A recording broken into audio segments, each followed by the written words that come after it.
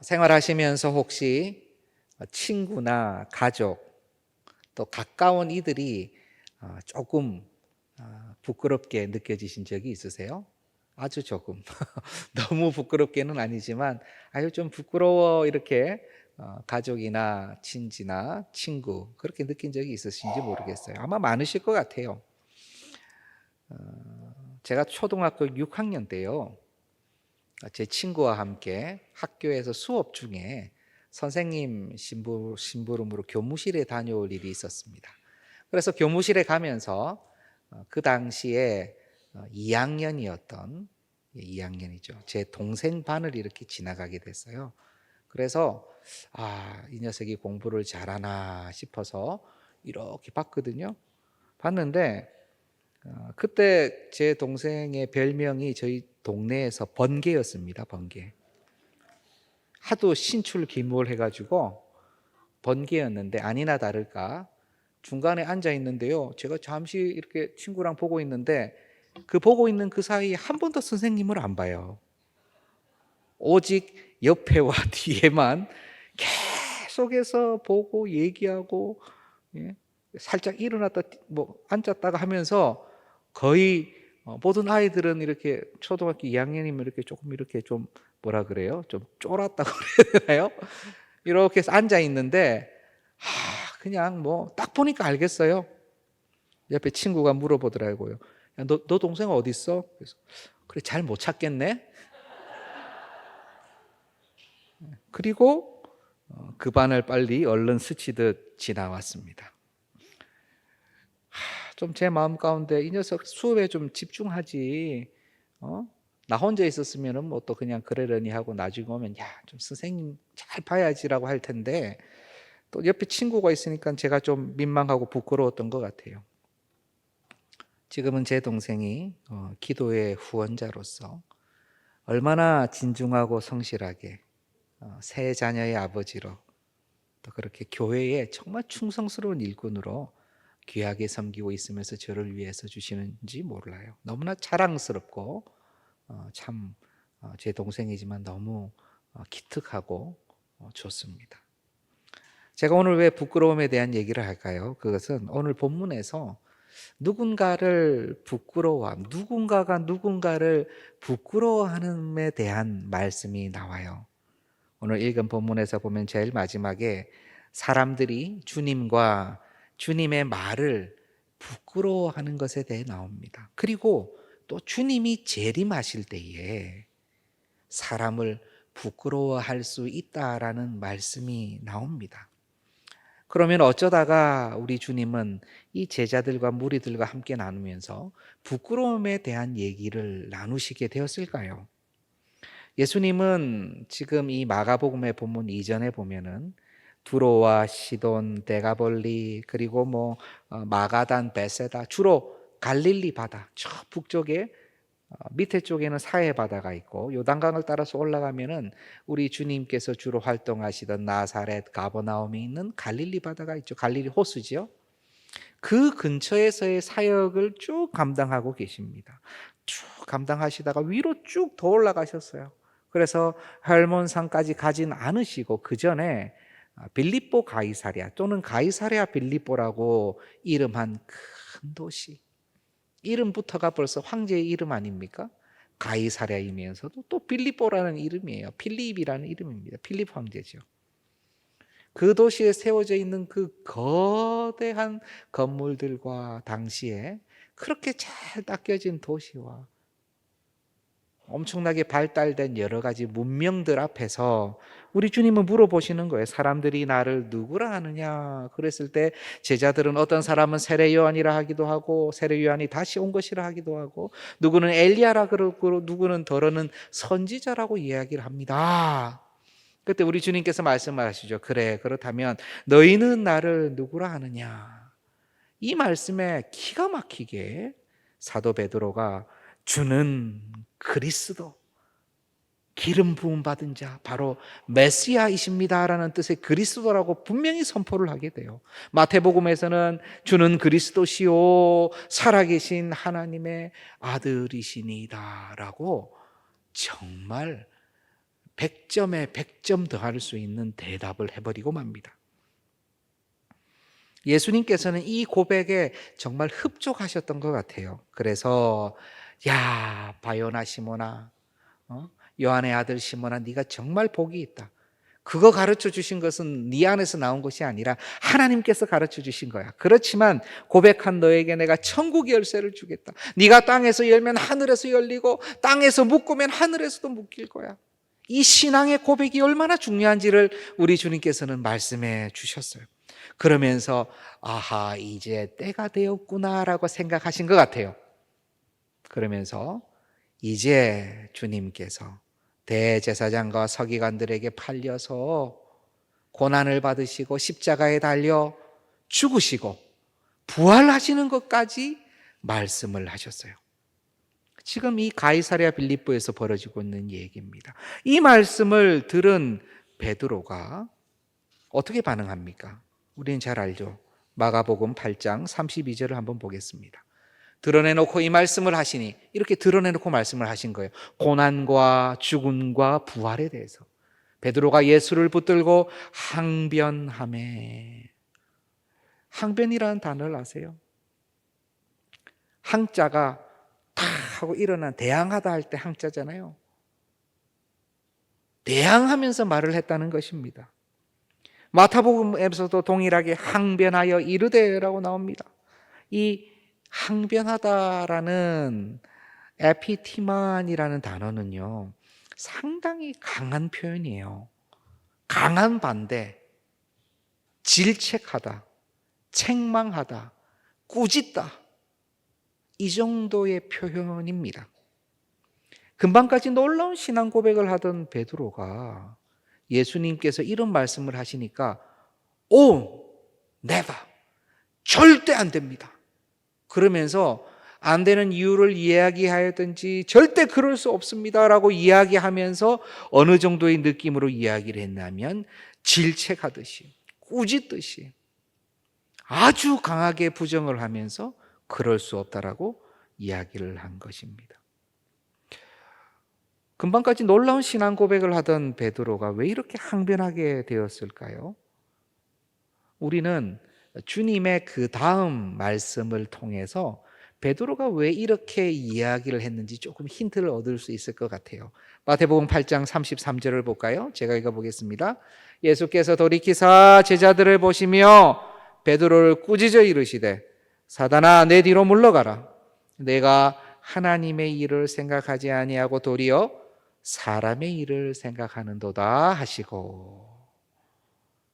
지금 사도 베드로는 왜 이렇게 얘기했나요? 하나님의 일을 생각하지 아니하고 어떤 일을 생각했어요? 사람의 일을 생각했어요. 베드로는 사람의 일을 생각하다 보니까 이렇게 선생이신 주님을 막 꾸짖으시면서 안 돼요. 무슨 얘기예요?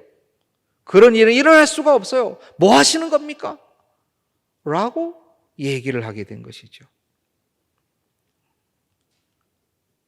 베드로는요, 사람의 생각, 사람의 정, 자신의 논리에 지금 빠져 있어요. 자기가 생각하는 그 구조 가운데서 이것은 일어나면 안 되는 일이에요. 종교개혁가 칼빈은 베드로의 마음을 충분히 이해한다고 그랬어요. 왜냐하면 주님을 너무 사랑하니까. 그 뜨거운 마음, 그 열정의 마음, 왜 주님이 죽으셔야 되는지, 왜 이렇게 잘 나가시다가 갑자기 뒤에 뭐 부활하고 이건 귀에도 들어오지도 않았어요. 보니까 그냥 죽어야 된다는 말이 도저히 받아들일 수가 없으니까요. 사랑하는 마음이 있으니까 그랬을 것이다 라고 얘기를 합니다. 그렇죠. 얼마나 사랑해요. 그런데 한편으로는 그 사랑의 마음과 동시에 이럴 것이면 주님, 내가 왜 주님을 따라갑니까? 왜 내가 생명을 바쳐서 주님하고 같이 모든 것을 버려두고 갑니까? 저 고기 잘 잡고 있었는데. 사람 낚는 어부 되게 해주셨다 그랬잖아요. 생명을 주시겠다 그러셨잖아요. 그런데 갑자기 이게 무슨 말입니까? 그건 아니죠. 라고 이야기를 하고 있는 것입니다. 저는 이 본문을 보면서 참 제 안에 울림이 많이 있어요. 오래전에도 이 본문을 보면서 제 안에 좀 정한 것들이 있어요. 제가 극도로 제 스스로 안에 주의하는 말이 있어요. 무슨 말이냐면, 나 정말 오랫동안 또는 어젯밤에 밤새 안 자고 고민해서 결정하는 겁니다 라는 이 말을 제가 주의하기로 했어요. 내가 오랫동안 고민하는 것, 내가 밤새도록 자지 않고 혼자서 생각해서 결정하는 것, 나의 인생의 경험과 나의 많은 것을 가지고 내 머리에 생각을 계속 돌려서 내 논리를 계속 확인하고 확인해서 내가 알고 있는 경험치와 상식들을 동원해서 내가 계속 생각해서 결정을 내린 것, 그것은 우리 주님이 생각하는 하나님의 일과는 다를 수도 있다라는 생각을 해야 된다는 거예요. 내가 보기에는 맞아요. 너무 합리적이에요. 너무 적절해요. 누구보다도 내가 경험을 많이 했기 때문에 이것이 맞아요 라고 생각을 하는 이 생각, 내가 오래 고민했기 때문에 이거는 그냥 이렇게 갈 거예요 라고 결정짓는 나의 생각, 그 생각을 주의하기로 제가 결정을 했어요. 그래서 내 마음 가운데 하나님 항상 5%의 여유를 두게 하옵소서. 아무리 생각해도 내 생각이 맞지만 그래도 하나님께서 이끌어 가시는 것은 알 수가 없으니 5%를 열어두지 않으면요, 저는 계속 이것만 우기게 되는 거예요. 지금 베드로의 모습입니다. 베드로의 자기 생각에는, 자기 논리에는, 자기 ABC에는 주님이 돌아가시는 게 없어요. 그것은 아무리 본인이 밤새 생각해도 말이 안 되는 거예요. 그러니 이렇게 역정을 내면서 항변을 하면서, 영어로는 리뷰크라고 나오면서 꾸짖으면서 예수님에게 그것은 아니라고 얘기하는 것입니다. 우리는 혼자 생각해서는 안 돼요. 혼자 판단해서는 안 돼요. 아무리 오래 생각해도. 3년을 오래 생각해도 나 혼자 생각해서는 안 돼요. 우리는 성령 하나님의 도움을 받아야 하는 것입니다. 말씀을 듣고 그 말씀 가운데 기도해야 되는 것입니다.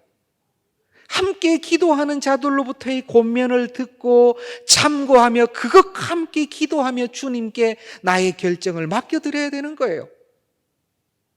그러지 않으면 계속해서 내 생각에는, 내 경험에는, 내 상식으로는, 내 논리에는 이러한 얘기를 계속 내 입으로 하게 되는 것이죠.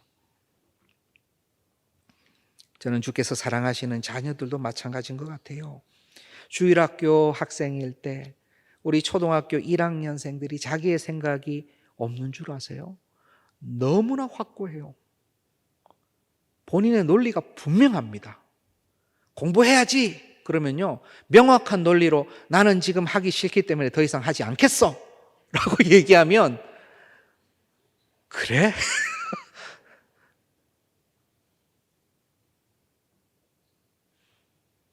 중학교 1학년, 고등학교 3학년 자기 논리가 없어요? 너무나 자기 논리가 분명해요. 그런데 이들이 조금 부족한 것이 있다면, 내 논리가 틀릴 수도 있어라는 생각을 만약 그때 할 수 있다면, 나는 그렇게 생각하지만 엄마 말이 맞을 수도 있겠지 라는 생각, 그 5%의 생각, 3%의 생각을 할 수만 있다면 어떨까요? 저는 말씀 교육, 하나님 앞에서 말씀으로 함께 나아가는 일들이 바로 이러한 역사를 불러온다고 저는 확신해요. 하나님은 계속해서 그 마음에 어떤 공간, 스페이스를 계속 남기기를 원합니다. 성령 하나님께서 역사하실 그 공간이 있어야 돼요. 하나님, 저는 잘 모르겠습니다. 제 생각으로는요, 제가 다 알아보니까 여기까지인데요. 아무리 생각해도 제 생각에는 여기까지인데요. 하나님의 말씀은 어떠십니까? 하나님 의견은 어떻습니까? 하나님께서 내 마음에 감동 안 주시면 저는 그냥 이렇게 갈 수밖에 없어요 라고 고백할 수 있는 은혜가 우리 안에 있다면, 우리 자녀들에게 있다면 저는 정말 행복할 것 같아요. 실제로 우리 주님 더 큰 계획이 있으시죠? 사람의 일이 아니라 하나님의 일이기 때문에 우리의 차원을 뛰어넘는 하나님의 방법이 있는 것입니다. 그 놀라운 역사가 또 일어나죠. 그 당시 베드로의 세계관과 그의 지식 체계로는 이해할 수가 없어요. 그러니 주님이 가르쳐 주시는 것이고, 그러니 성령 하나님께서 오셔서 성령의 충만으로 역사해 주시는 것이고, 그러니 그들이 그때에 그 전에 배웠던 하나님의 말씀들이 깨달아지는 것이죠. 하나님의 방법이 무엇입니까?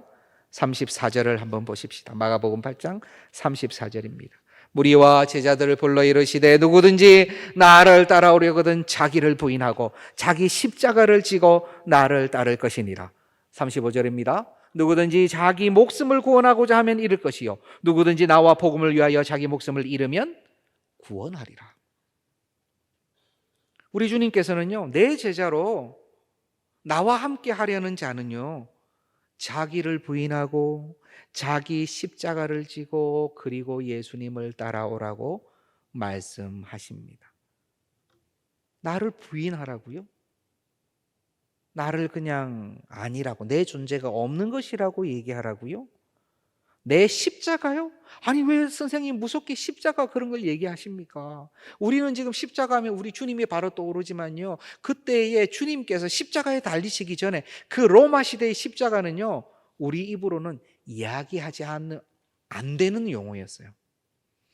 그 단어를 이야기하면 기분이 상하는, 좋게 식사하다가 야, 그 십자가 말이야 그러면 아유 왜 밥 잘 먹는데 그런 얘기를 하세요? 이렇게 이야기할 수 있는 게 십자가입니다. 가장 저주받은 것이고 가장 극렬하게 악랄한 사형 방법이고, 실제 로마 시대에도 많이 쓰여지지 않았고, 변방에서 정말 저주를 위해서 악랄하게 쓰여졌던 것이 십자가형이기 때문에 그 당시에 어느 정도 고매하고 양식이 있고 도덕이 있는 로마 시민들은 십자가라는 단어를 아예 사용하지 않았어요. 그런데 주님께서 지금 제자들에게 자기 십자가를 지고 따라와야 된다. 그 얘기는요, 우리가 생각하는 내 십자가, 그래 우리 집에 말 안 듣는 그 녀석 내 십자가지. 아유, 지 회사 가면은 진짜 내가 어쩔 수 없이 회사는 다녀야 되는데 저 우리 김 과장님 정말 나의 십자가야. 그런 십자가가 아니라니까요. 그렇게 자기를 부인하는 게 아니고요, 십자가 하는 순간 고문과 죽음이에요. 고문과 죽음. 제자들에게 지금 죽음을 말씀하시고 계신 것입니다. 아니 주님, 영원한 생명을 약속하지 않으셨습니까? 완전한 자유를 주신다고 하지 않으셨습니까? 그래, 맞아. 그러려면 자기를 부인해야 돼. 자기 십자가를 져야 해. 우리가 생각하는 자기 부인, 자기 십자가가 아닌 것은 바로 제가 방금 읽은 35절에 누구든지 자기 목숨을 구원하고자 하면 잃을 것이요 누구든지 나와 복음을 위하여 자기 목숨을 잃으면 구원하리라. 나를 부인하고 자기의 십자가를 지는데 무엇을 위해서 부인하는 거예요? 우리 주님과 복음을 위해서. 다른 거 말고 주님과 복음을 위해서 나를 부인하고 나의 십자가를 지면 구원하리라. 결국 자기 부인, 자기 십자가는요, 목숨을 내어놓는 것입니다. 주님과 복음을 위해서 목숨을 내어놓는 거예요. 왜냐하면 우리 주님께서 나를 위하여, 우리를 위하여, 우리 주님께서도 스스로 자신을 부인하시고 하나님이신 자신을 부인하시고 십자가를 지시고 생명을, 목숨을 주셨거든요.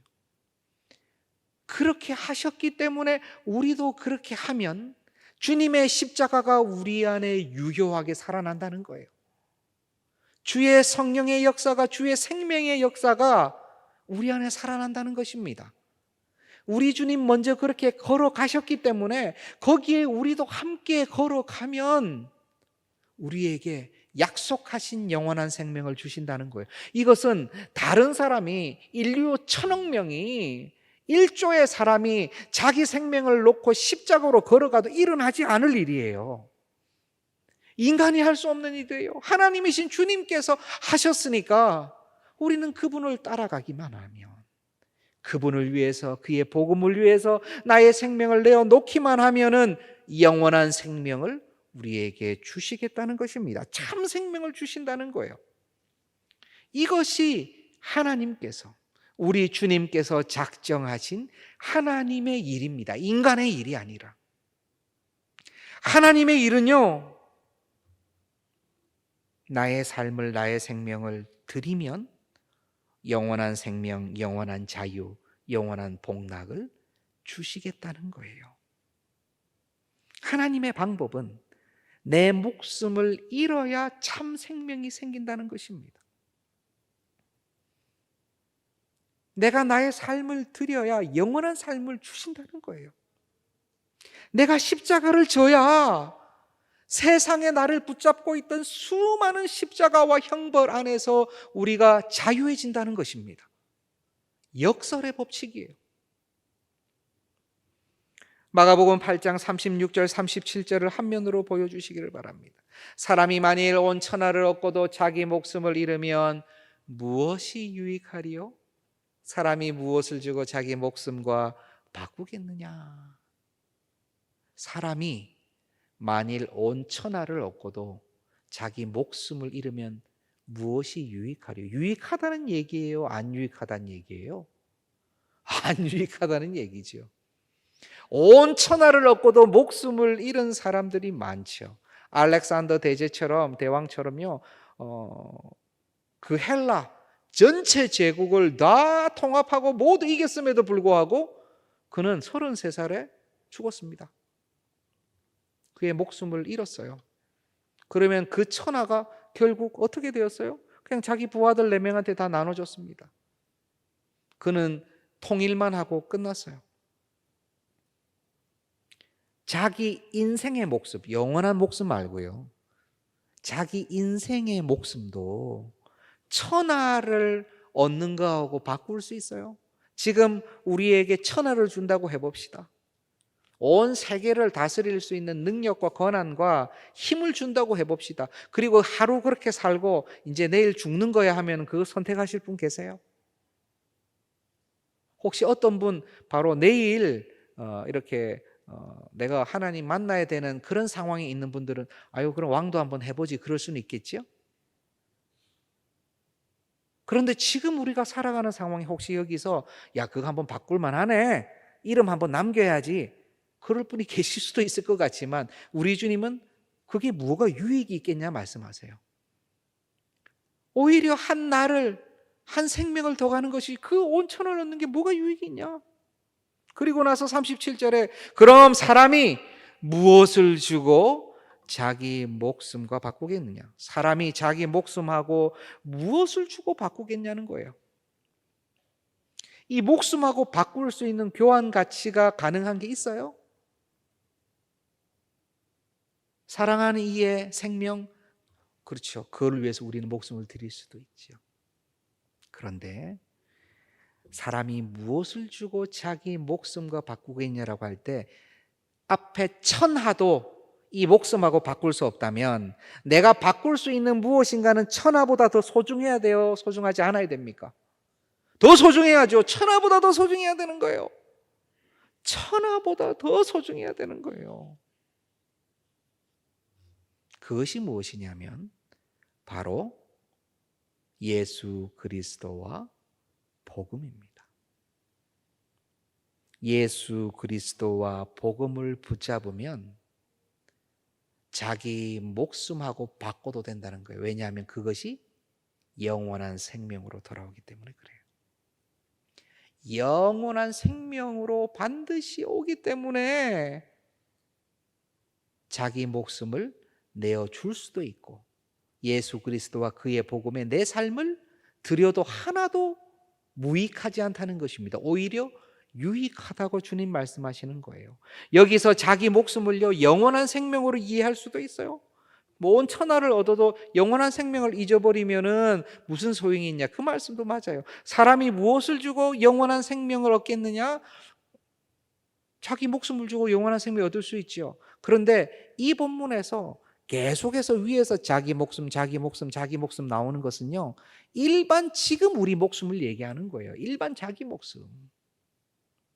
이 해석이 굉장히 어려운 해석이에요. 그런데 이렇게 이해를 해야지 그 다음 본문이 우리의 눈에 들어옵니다. 그 다음 본문이 바로 35절의 말씀, 마지막 38절의 말씀, 제가 한번 읽게서 들어보시길 바랍니다. 누구든지 이 음란하고 죄 많은 세대에서 나와 내 말을 부끄러워하면 인자도 아버지의 영광으로 거룩한 천사들과 함께 올 때 그 사람을 부끄러워하리라.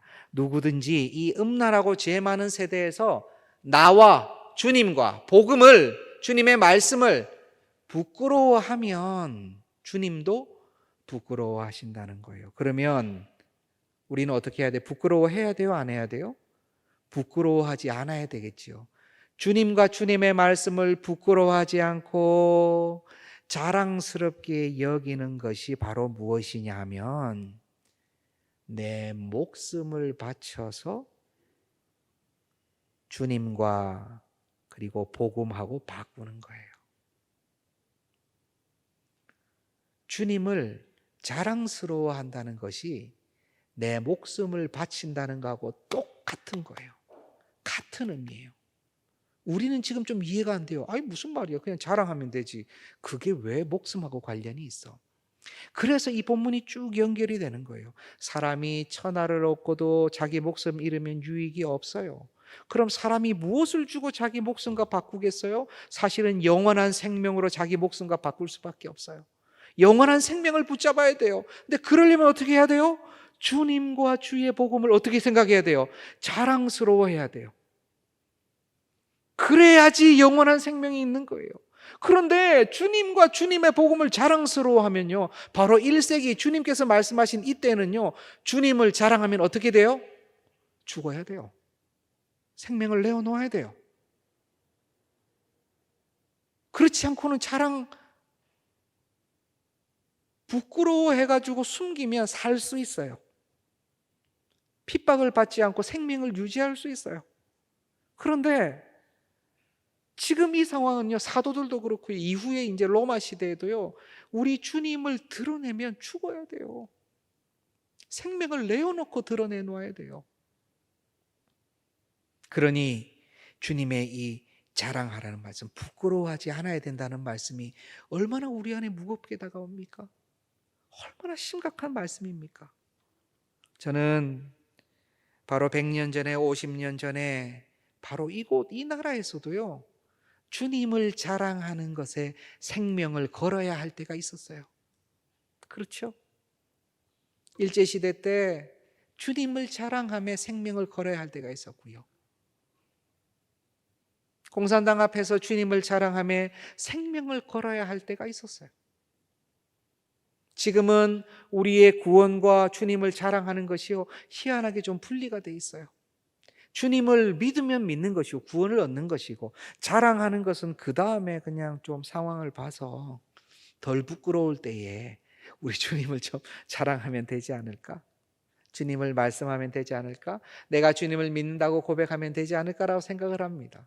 그러나 이것은 실제로는 떨어져 있는 일이 아니에요. 딱 붙어 있는 일이에요. 저는 오늘 이 무거운 말씀을 사랑하는 우리 동산의 권속들과 우리의 자녀들이 무겁지만 이 무거운 것을 우리의 심령에 받아보기를 소원해요.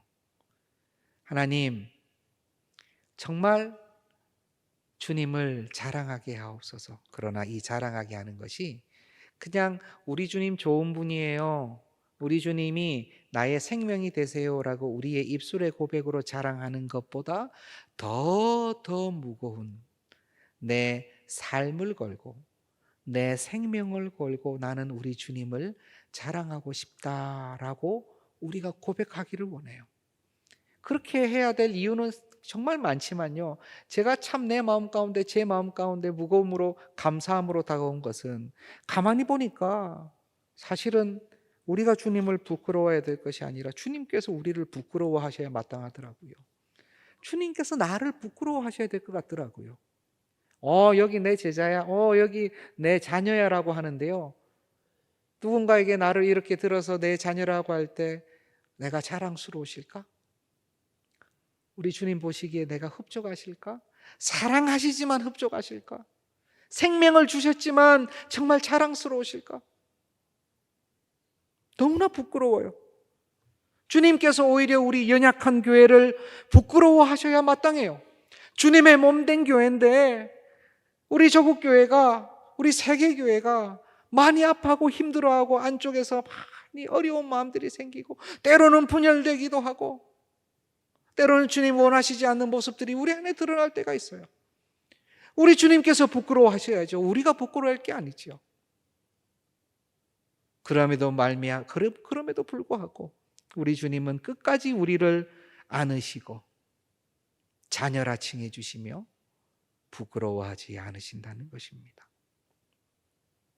우리는 오늘 말씀을 붙잡고 다시 한번 생명을 걸고 주님 자랑스럽게 여기게 하옵소서. 저는 우리 이렇게 기도하기를 원해요. 우리의 삶을 걸고 우리 주님 자랑하게 해 주십시오. 우리가 삶을 건다면 그 누가 말릴 수 있겠어요? 그 누가 제지할 수 있겠어요? 내가 내 생명을 건다면 그 누가 방해할 수 있겠어요? 세상에서 제일 무서운 사람이 잃을 거 없는 사람이잖아요. 잃을 것 없는 사람이 제일 무서워요. 그냥 나는 오늘 죽을 거야, 너랑 같이 죽을 거야, 그런 사람 만나면 무조건 도망가야 돼요. 같이 죽겠다는데 어떻게 해요? 생명을 내어놓는 자랑은요 가장 강력합니다. 저와 여러분이 여기 계시는 믿음의 자녀들이 그렇게 예수 그리스도의 이름에 생명을 걸기를 소원한다면 바로 이곳 이 시대가 주님께 더 많이 돌려질 것입니다. 저는 우리 함께 찬송하고 기도할 텐데요.